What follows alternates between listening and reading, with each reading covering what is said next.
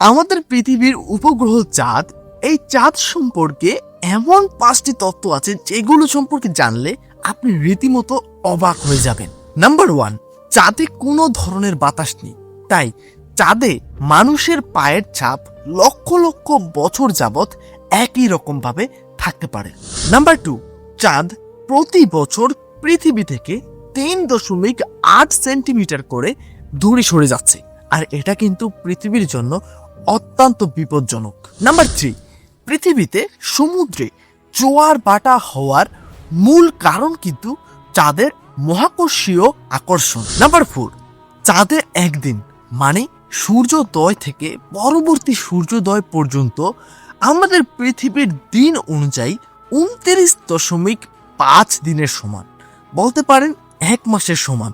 Number 5, এখনো পর্যন্ত চাঁদের মাটিতে মাত্র 12 জন মানুষ হেঁটেছিলেন এবং সর্বশেষ হেঁটেছিলেন 1972 সালে।